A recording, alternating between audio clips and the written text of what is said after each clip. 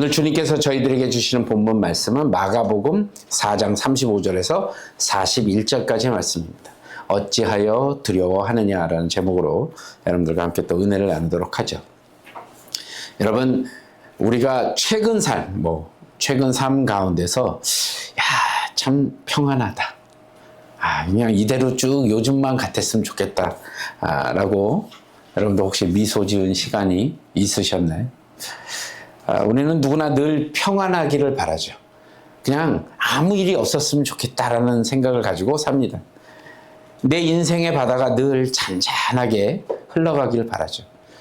그런데 여러분들 너무 잘 알다시피 우리의 인생이 이렇게 항상 잔잔하지만 않다는 것은 이미 우리가 경험상으로도 알고 있고, 또 열심히 우리는 살아온 것뿐인데 갑작스럽게 다가오는 위기들이 있잖아요.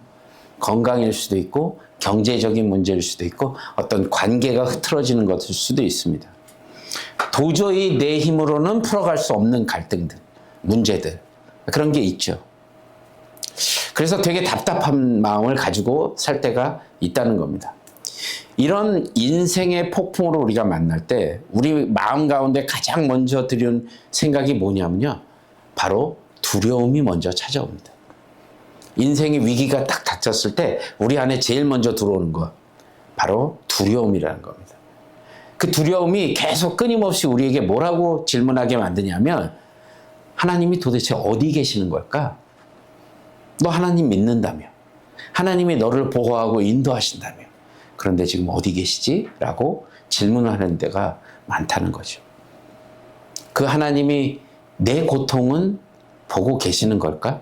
내가 이렇게 힘든데 하나님 나 보고 계세요? 라는 질문이 들게 되죠. 오늘 본문에 나온 제자들의 상황이 딱 이랬습니다.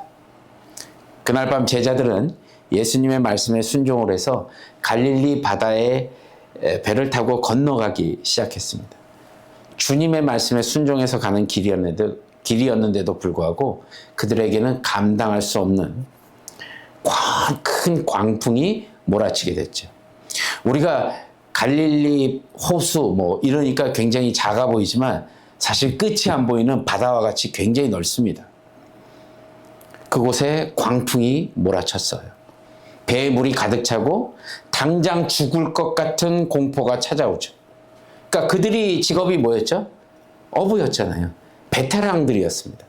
그런데도 불구하고 그들의 경험이나 그들의 기술이나 아무것도 소용이 없었을 때가 바로 그때였습니다. 그 절박한 시간. 제자들은 본문에 보면 배 고물에 누워 계신다는데, 이 고물이 고물 쓰레기 위에 누워 계신 게 아니고 배 끝을 얘기하는 겁니다. 배 끝에서 예수님께서 베개까지 착 이렇게 해갖고 주무시고 계시는데 예수님을 깨워서 흔들면서 뭐라고 얘기하죠? 원망 섞인 절규를 합니다. 아니 선생님, 우리가 지금 이렇게 다 죽게 됐는데 주무시고 계시다니. 이거 좀 좋게 표현한 거겠죠. 우리 같으면 어떤 얘기를 했을까요? 지금 내가 죽게 생겼는데, 아니 도와주지는 못할 망정 지금 누워서 잠을 자고 있다고요? 그런데 우리에게 진짜로 던져진 진짜 충격은 그 큰 폭풍이 배에 몰아친 게 아니었어요. 그건 충격이 아닙니다. 제자들을 집어삼킬 듯하는 그 파도보다도 더 우리가 깊게 주목해야 될 사실이 뭐냐면, 그들이 두려워서 떨고 원망하던 그 배 안에 이미 예수님이 계셨다는 사실입니다. 잘 생각해 보세요. 저는 그게 더 충격적이었어요. 이 말씀을 묵상하면서 파도가 크게 치고 배에 물이 들어와 이제 곧 가라앉을 것 같은 그 위기의 상황이 보다도 더 주목됐던 건 이미 그 자리에 예수님이 계셨다는 사실입니다. 성경에 처음 오늘 본문의 36절 전반부에 보면 이렇게 써 있죠. 그들이 예수를 배에 계신 그대로 모시고 가매. 제자들은 분명히 예수님과 함께 출발했죠. 제자들이 모시고 간 거잖아요. 예수님을 배에 모셨습니다. 하지만 폭풍이 불어오자 그들은 예수님이 함께 계신다는 그 현존보다 파도의 크기 때문에 눈이 멀어버렸다는 사실입니다. 두려움이라는 안개가 그 영적인 눈을 가려버렸어요. 바로 곁에 계신 주님을 보지 못하게 만든 겁니다. 시편 46편 1절은 우리를 향해서 이렇게 선포합니다. 함께 읽어보죠. 시작. 하나님은 우리의 피난처시오 힘이시니 환난 중에 만날 큰 도움이시라. 아멘. 여기서 환난 중에 만날 큰 도움이시다의 이 만날이요, 멀리서 찾아와서 만나게 되는 그런 만남이 아니라 이미 그 자리에 계신 것을 깨닫다라는 뜻을 가지고 있습니다. 하나님은 폭풍이 불 때 저 멀리 계시다가 이렇게 쳐다보시고, 아, 우리가 이제 소리를 지르면 그제야 달려와서 도와주시는 그런 분이 아니시라는 겁니다. 이미 환난의 한복판에 나와 함께 그 폭풍 가운데 계시는 그런 분이시라는 것을 얘기하는 겁니다. 그게 우리 하나님이세요. 그게 주님이시라는 겁니다. 오늘 이 말씀을 통해서 우리 삶의 배를 뒤흔드는 두려움의 정체를 한번 살펴보려고 합니다. 우리는 왜 주님을 두고도 두려워할까? 그리고 어떻게 해야 그 두려움을 걷어내고 주님께서 주시는 평안을 우리가 누릴 수 있을까에 대해서 우리가 한번 몇 가지만 살펴보면서 도대체 여러분의 삶을 뒤흔드는 그 폭풍 속에서 잠잠하게 말씀하시는 주님의 음성이 어떤지를 오늘 만나고 돌아가는 귀한 시간이 되시길 바랍니다. 아멘이시죠? 자, 우리 첫 번째로 우리가 기억해야 될 것은 순종하는 길에도 폭풍이 온다는 사실입니다.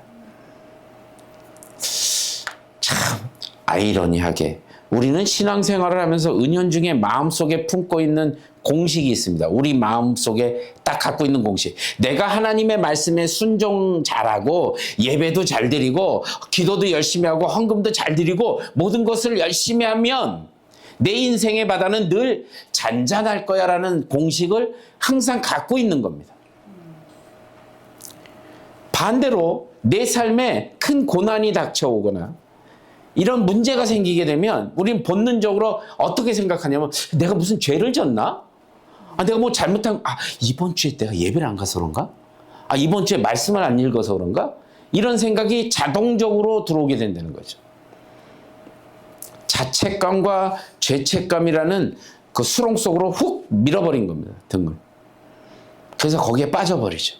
근데 오늘 본문에 보면 이런 신앙적인 우리가 가지고 있는 그 고정관념을 아주 처참하게 깨뜨려버리는 그런 말씀을 하신 겁니다. 오늘 배를 타고 갈릴리 바다를 건너가게 된 계기가 뭐냔 말입니다. 왜 갈릴리 바다로 갔냐고요? 왜요? 35절에 보니까 그날 저물 때에 제자들에게 이르시되 우리가 저편으로 건너가자 하시니. 누가 가자고 한 거죠? 예수님이 가자고 한 거예요. 제자들이 가자고 그런 게 아니에요. 예수님이 먼저 가자라고 얘기하신 겁니다. 제자들이 가고 싶어서 간 게 아니에요. 예수님이 가자고 하니까 따라간 겁니다. 그저 예수님이 가자라고 명령을 하시니까 그 명령에 순종해서 닻을 올리고 배를 타고 노를 젓고 가는 겁니다. 철저하게 우리가 말하는 순종의 여정이었습니다. 예수님의 명령에 순종해서 배를 타고 간 겁니다. 순종이잖아요. 그런데 그 순종의 길 위에 어떤 일이 벌어지죠? 37절 보니까 큰 광풍이 불어서 물결이 배에 부딪혀서 배에 물이 가득하게 되었더라라고 되어 있습니다. 여러분, 우리가 반드시 깨달아야 할 영적 현실이 바로 이겁니다. 하나님의 뜻을 따르고 예수님의 말씀에 온전히 순종하며 살아도 우리 인생에는 감당할 수 없는 광풍이 몰아칠 수 있다는 사실입니다. 오히려 때로는 적당히 세상과 타협하면서 살 때보다 주님의 뜻대로 살 때가 살아보려고 몸부림칠 때 더 거센 폭풍과 더 무서운 이런 시련들이 닥쳐오기도 한다는 거죠. 그러므로 삶에 찾아온 고난을 두고 내가 믿음이 없어서 생긴 일이라고 스스로 정죄하지 마시기 바랍니다. 그건 여러분의 믿음 때문에 생긴 일이 아니에요. 폭풍은 믿음 없는 자에게만 오는 징벌이 아닙니다. 폭풍은 예수님을 가장 곁에서 모시고 가던 주님의 제자들에게도 똑같이 일어났다는 사실입니다. 그렇다면 주님의 말씀에 순종해서 가다가 폭풍을 만났을 때 우리는 그럼 배 안에서 무엇을 보게 되냐는 겁니다. 사방에서 들이치는 파도와 물을 보게 되겠죠. 당장 물이 막 가득 차니까 어떻게 해요? 침몰할 것 같은 두려움이 확 생기죠. 이런 절망 속에서 예수님은 도대체 무엇을 하고 계셨냐는 겁니다. 아까도 언급했듯이 38절 상반에 보시면 전반부에 보시면 예수님께서 뭐요? 고물에서 저 배 뒤편에서 그냥도 아니고 베개를 탁 펴시고 주무신다는 겁니다. 야, 진짜 인간적인 눈으로 보면 이 장면이 얼마나 야속하고 원망스럽겠냐는 겁니다. 배가 뒤집히기 일보 직전인데, 아니 배 뒤편에서 평온하게 그것도 베개까지 탁 베시고 잠들어 계신 예수님의 그 모습이 제자들에게는 엄청난 배신감으로 다가오지 않았을까요? 그래서 제자들이 예수님을 거칠게 흔들고 막 깨워서 한 겁니다. 아니 선생님 지금 뭐 하시는 겁니까? 우리 이렇게 죽게 내버려 둘 겁니까? 라고 얘기한 거죠. 아니 왜 우리를 돌보지 않으십니까? 라고 그래서 얘기한 겁니다. 이게 음성으로 나올 수 있다면, 그 성경이 있다면 아마 엄청나게 크게 소리 질렀겠죠. 그 파도 소리와 막 힘들어서 소리를 질렀지 않겠어요? 우리도 인생의 폭풍 때 똑같이 이와 같이 주님 앞에 고백할 때가 있죠. 하나님, 내가 아시잖아요. 내가 주님 뜻대로 살려고 얼마나 노력했는지 주님 아시잖아요. 내가 애썼잖아요. 근데 왜 내 삶에 이런 일이 벌어지죠? 왜 내가 하는 기도 안 들어주시냐고요. 왜 저를 이렇게 그냥 내버려 두시는 거죠? 라고 우리가 이야기할 때가 너무 많다는 겁니다. 그런데 우리가 믿음의 눈을 들어서 주님께서 주무시는 것을 다시 바라봐야 됩니다. 보세요. 주님이 주무신 것은 제자들을 향한 무관심이나 방치가 아니었습니다. 온 우주 만물을 다스리는 하나님 아버지를 향한 완전한 신뢰이자 그 환경, 어떤 환경도 깨트릴 수 없는 절대적인 안식을 지금 보여주고 계신 겁니다. 세상의 어느 누구가 그 폭풍 가운데 베개를 베고 편안하게 누워 있을 수 있겠습니까? 주님은 세상의 폭풍보다 하나님 아버지가 더 크신 분임을 알기 때문에 배가 아무리 흔들려도 그 순간에 평화롭게 주무셨다는 겁니다. 그 마음이 있기 때문에. 사도 요한은 훗날 주님을 기억하면서 우리에게 이렇게 외치죠. 요한복음 16장 33절입니다. 함께 읽겠습니다. 시작. 세상에서는 너희가 환난을 당하나 담대하라. 내가 세상을 이기었노라. 아멘. 자, 세상에서는 너희가 환난을 당하나 담대하라고요. 왜요? 내가 세상을 이겼기 때문입니다. 자, 주님께서 우리에게 환난이 없다고 말씀하셨나요? 아니요.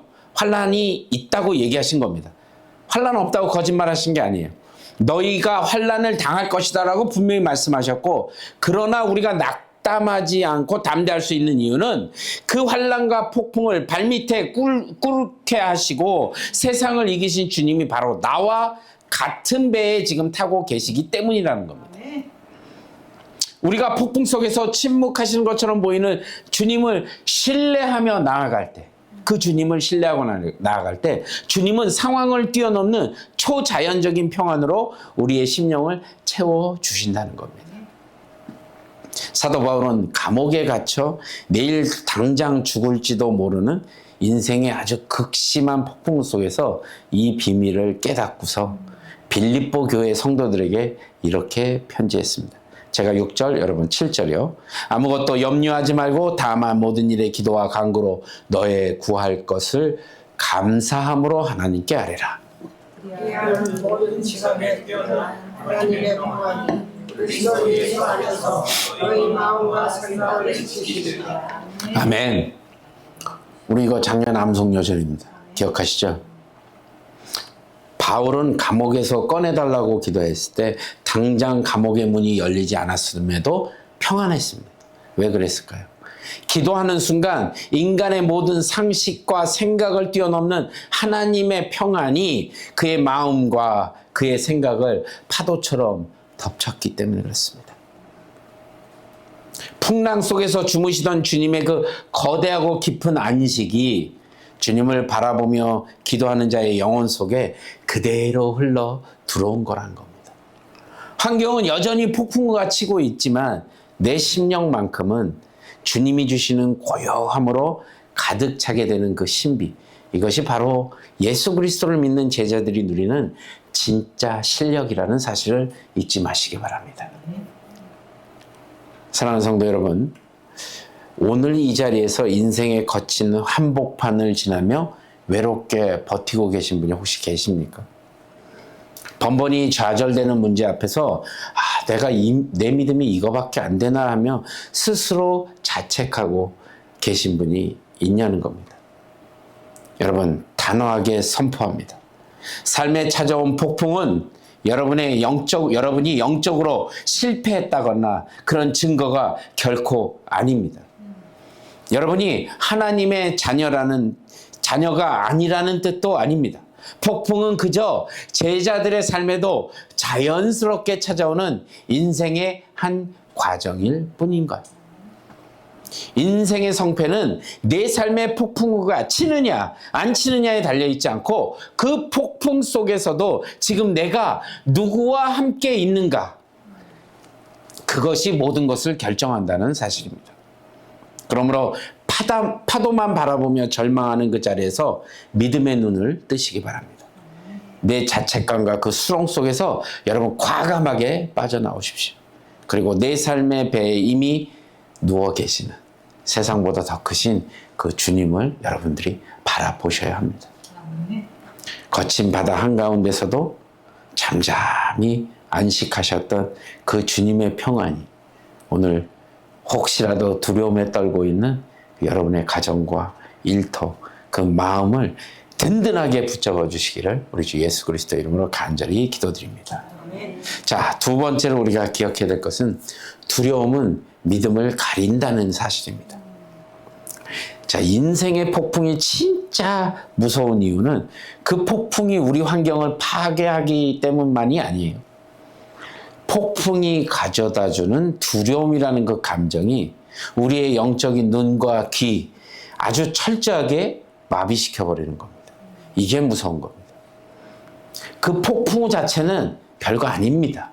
그런데 그게 가져다주는 두려움.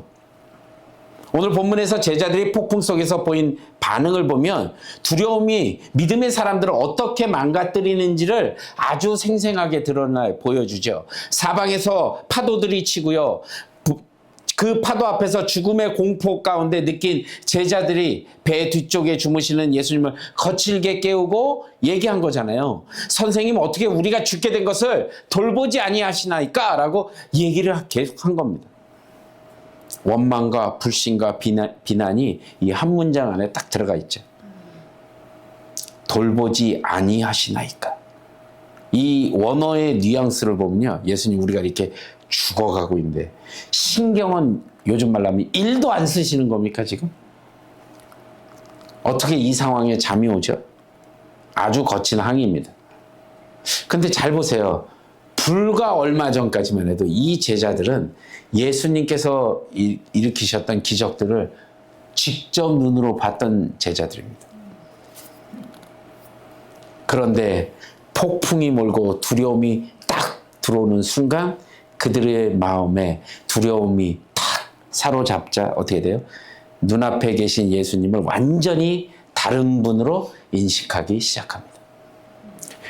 얼마 전까지 그 어마어마한 기적을 직접 보여주셨던 예수님이 계신데도 불구하고 두려움이라는 것이 딱 그들 안에 찾아오니까 예수님은 그 전에 그 예수님이 아니신 겁니다.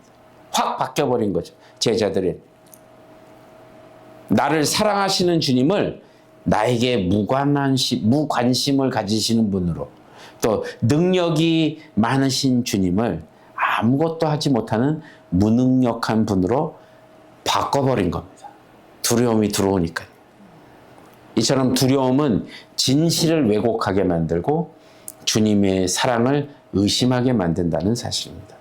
두려움이 우리에게 찾아올 때 사단은 그 감정을 정말 잘 이용합니다. 얼마나 잘 이용하는지 몰라요. 우리의 생각과 영혼에 아주 치명적인 왜곡을 만들어내게 된다는 것이죠. 가장 먼저 두려움은 하나님의 임재를 보지 못하게 만들어버리는, 우리의 눈을 가려버린다는 사실입니다. 그 두려움이요. 그래서 하나님의 임재를 우리가 보지 못하도록 가려버리죠. 제자들의 배 안에는 분명히 예수님이 함께 계셨죠. 멀리 계신 것도 아니었습니다. 손만 뻗으면 닿을 수 있는 아주 근거리에 계셨어요. 그런데 두려움에 사로잡힌 제자들은 그분의 존재를 완전히 잊어버렸습니다. 우리 역시 그렇죠. 극심한 고통에 딱 우리가 다다르면 하나님이 날 버리신 거야. 이럴 순 없어. 이제 내 곁에는 아무도 없어 라고 얘기하죠. 영적 고립감에 빠져듭니다. 세상 끝날까지 함께 하겠다는 주님의 약속이 엄연히 존재함에도 불구하고 두려움이라는 장막이 주님의 임재를 철저하게 차단해 버린 것입니다. 더 나아가서 이 두려움이 어떤 걸 버리냐면 현재 우리가 마주한 위기를 절대화시켜버리면서 소망을 끊어버린다는 거예요. 그러니까 제자들은 아직 배가 완전히 가라앉지도 않는 상황에서 우리가 죽게 되었다 아우성쳤죠. 두려움이 그들의 마음속에 이제 모든 것이 끝났다라는 아주 그 절망의 현실을 만들어버린 겁니다. 그러니까 주님을 가려버리고 이제는 모든 것이 끝났다는 마음을 훅 던져버리죠. 우리도 동일하죠. 경제적인 문제나 건강의 문제가 딱 찾아오면 이 두려움이라는 것이 동일하게 저와 여러분들에게도 속삭이죠. 너 이제 끝났어. 너 이거 이제 회복 안 될 거야. 너 큰일 났어. 다시는 회복 안 될 거야. 라는 마음을 훅 던져줍니다. 그러니까 이 문제를 하나님보다 더 부풀려 스스로 절망하게 만드는 것이 두려움의 지독한 속임수라는 것. 이게 사단의 전략입니다. 결국 이 모든 왜곡은 하나님의 능력을 의심하는 자리로 우리를 쓱 이끌어냅니다. 집어삼킬 듯이 밀려오는 그 거대한 파도 앞에 제자들은 예수님이 바람과 바다까지 다스리시는 온 우주의 창조주이심을 그 사실을 까맣게 잊어버리게 만든 겁니다. 잊어버렸어요. 폭풍의 크기가 주님의 능력보다 훨씬 더 크게 보이기 시작한 거죠. 우리도 똑같죠. 문제가 딱 닥치면 그 문제가 거대해 보일 때마다 하나님의 손이 짧아 나를 구원하지 못할 것처럼 그 주님의 전능하심이 내 생각의 틀 안에 확 제한해버리고 만드는 거죠.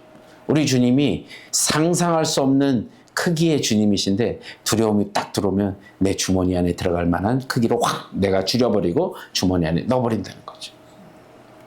예수님은 제자들의 비명 섞인 소리에 외침에 깨어나셔서 바람과 바다를 어떻게 하셨죠?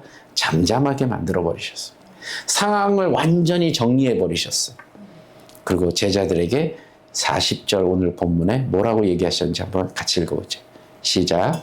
예 제자들에게 어찌하여 이렇게 무서워하느냐 너희가 어찌 믿음이 없느냐 하시니. 아멘. 자 여기서 우리가 주목해야 될 게 있어요. 예수님은 제자들이 느낀 그 무서움이란 감정을 혼내신 게 아닙니다. 너 왜 무서워했어가 아니에요. 이걸 혼내신 게 아닙니다. 거센 풍랑 앞에 인간이 두려움을 느끼는 건 너무나 당연한 겁니다. 그죠? 그게 안 무서우면 이상한 거죠. 오히려 자연스러운 반응입니다. 그런데 주님이 책망하신 진짜 이유는 뭐냐면 그 두려움 때문에 예수님을 향한 믿음의 시선을 놓친 것을 지금 꾸짖고 계신 겁니다. 두려움이 예수님을 향한 신뢰를 집어삼키도록 방치했기 때문에 지금 제자들을 꾸짖으신 겁니다. 그러니까 성경이 말하는 진짜 믿음이라는 건 뭐냐면 그것은 내 인생의 폭풍이 전혀 일어나지 않는 그 상태를 뜻하는 것이 아니라 그게 믿음이 아니라 진짜 믿음은 폭풍의 한복판은 지나갈지라도 사방에서 들려오는 파도 소리보다 내 곁에 지금 나와 함께 계시는 주님의 존재를 더 크게 신뢰하는 것을 진짜 믿음이다라고 이야기하는 거예요. 구약에 우리가 너무나 잘 아는 다윗은 평생을 사울 왕에게 쫓겨다녔죠. 아들에게 배신당하면서까지 말로 닿을 수 없는 인생의 정말 대광풍을 겪었던 사람입니다. 그런데 그가 절망의 벼랑 끝에서 시편 24편 4절에 이렇게 이야기합니다. 함께 읽겠습니다. 시작. 내가 사망의 음침한 골짜기로 다닐지라도 두려워하지 않는 것은 주께서 나와 함께 하심이라. 주의 지팡이와 막대기가 나를 안위하시나이까. 아멘. 다윗은 지금 자기 삶에 사망의 음침한 골짜기가 없다고 말한 게 아닙니다.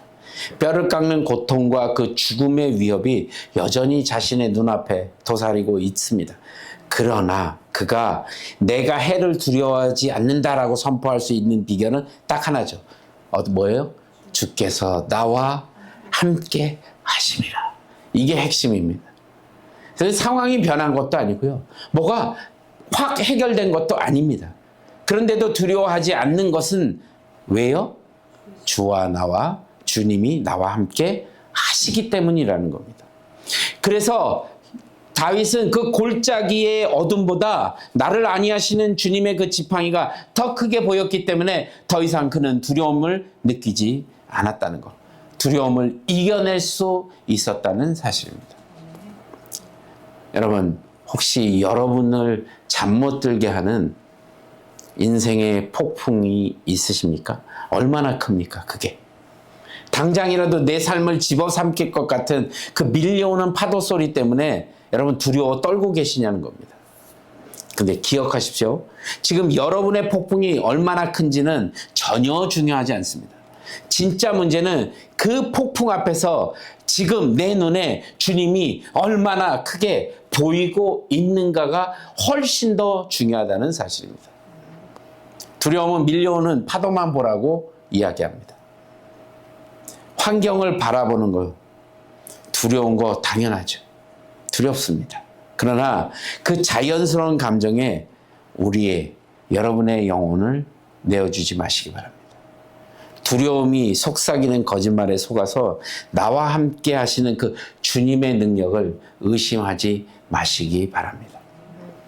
이 시간 거친 환경을 바라보던 그 두려움의 눈을 잠시 감으시고 그리고 내 삶의 배 안에 이미 나와 함께 하시는 주님을 향해 믿음의 눈을 크게 뜨시기 바랍니다.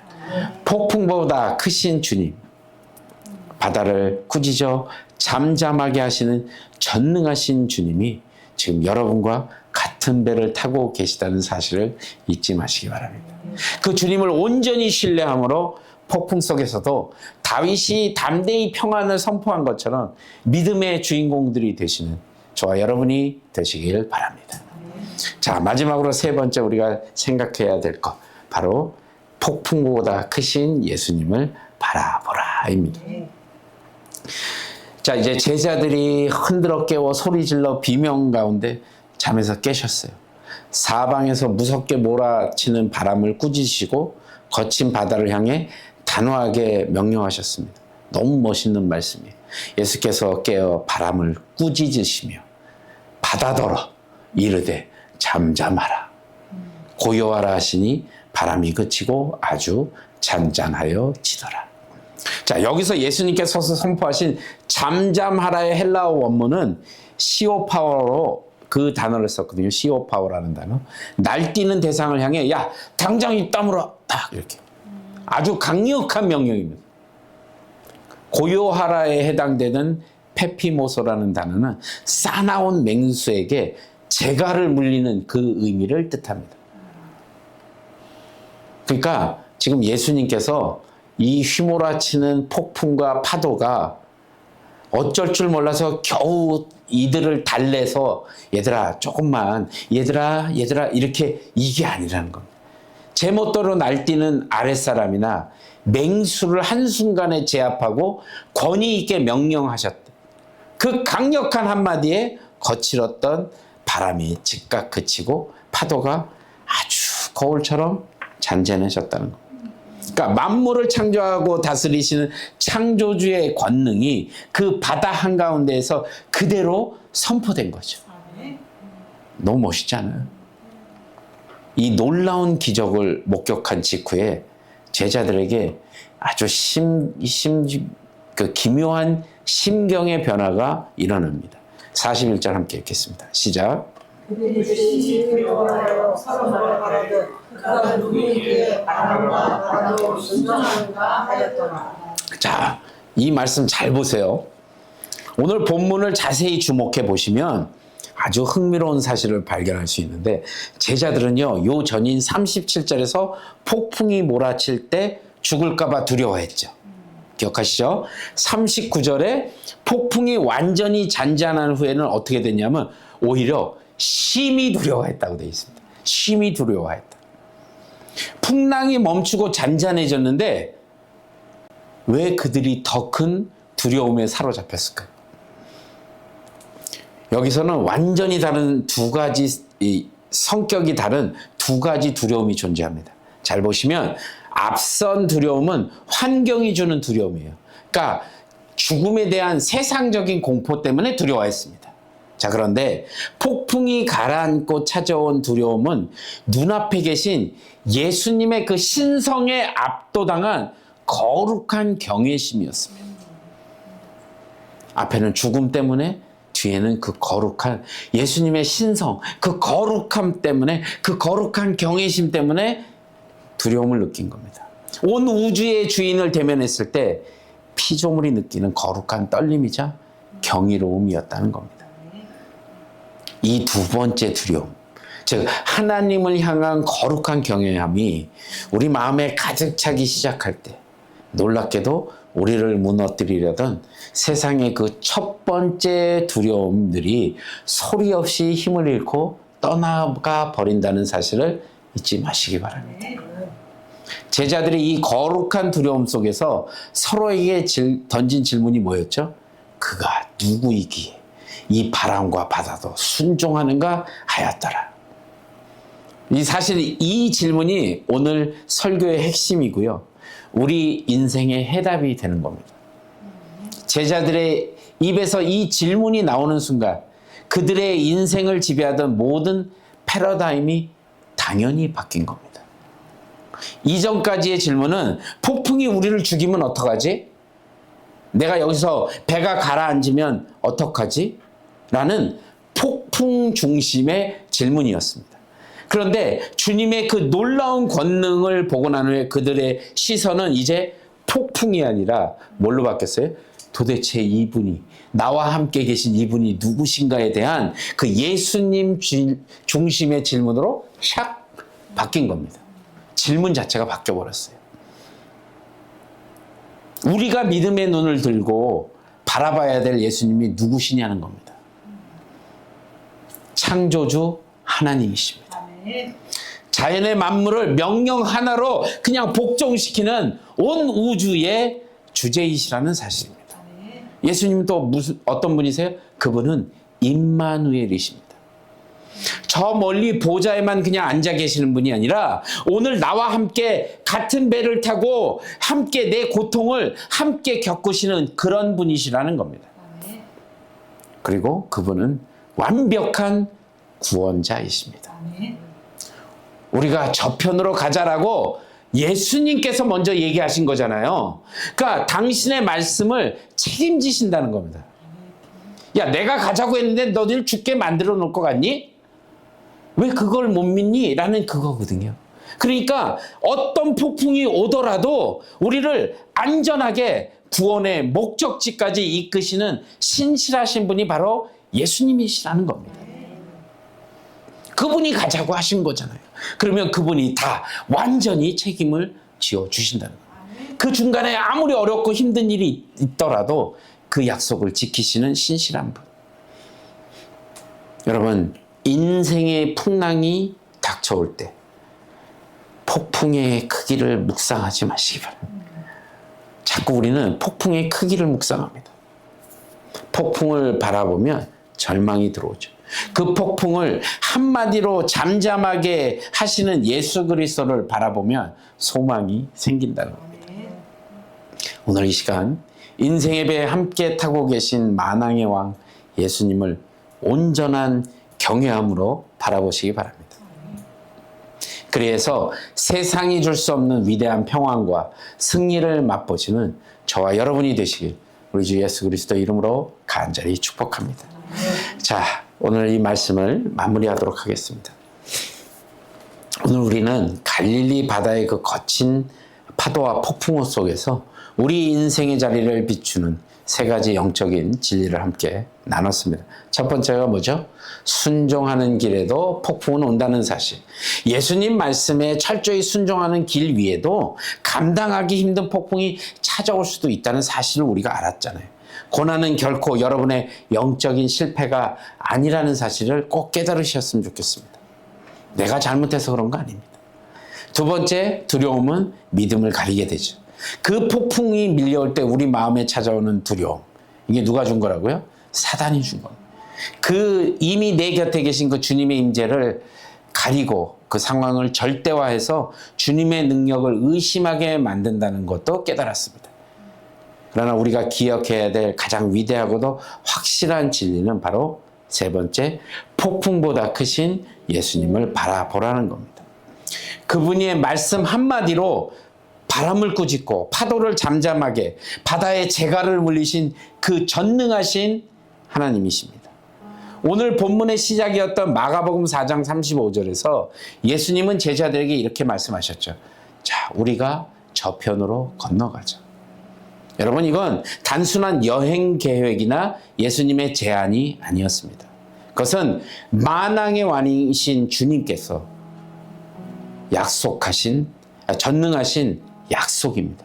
주님의 약속입니다. 주님이 건너가자고 하셨다면 그 배는 반드시 저편에 도착한다는 사실. 도중에 아무리 거친 광풍이 불어오고 배가 물이 차오르고 당장 가라앉을 것처럼 보여도 신실하신 주님의 약속은 결코 취소되거나 난파되지 않는다는 사실을 깨달으십시오.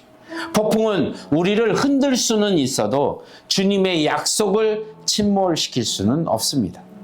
주님은 인생의 대광풍을 맞이할 저와 여러분을 향해 이 시간 요한복음 14장 27절을 통해 이렇게 위로하고 계십니다. 27절 함께 읽겠습니다.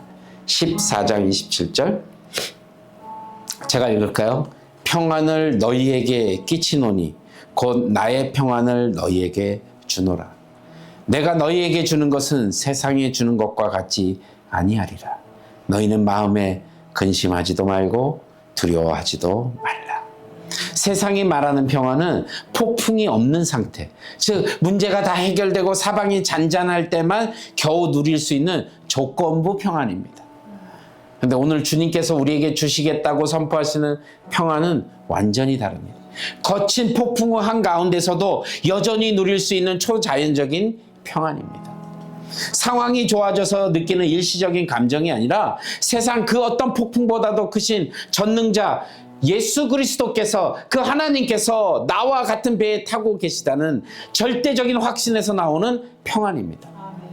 사랑하는 여러분, 이제 믿음의 눈을 들어서 내 삶의 배에 함께 계신 예수님을 바라보지 않으시겠습니까? 비바람이 여전히 세차게 불고 내 삶의 문제가 아직 그대로 남아 있어도 괜찮습니다. 상황이 바뀌지 않을지라도 내 삶의 키를 가지고 계신 분, 그 주님을 온전히 신뢰하며 그분께서 주시는 평안을 선포하는 것, 바로 오늘 우리가 폭풍 한복판에서도 하나님께 드릴 수 있는 가장 위대하고도 거룩한 예배임을 믿습니다. 그 주님을 바라보고 두려움을 이기고 약속하신 저편까지 안전하게 승리하며 나아가는 저와 여러분이 되시길 우리 주 예수 그리스도 이름으로 간절히 축복합니다. 기도하겠습니다.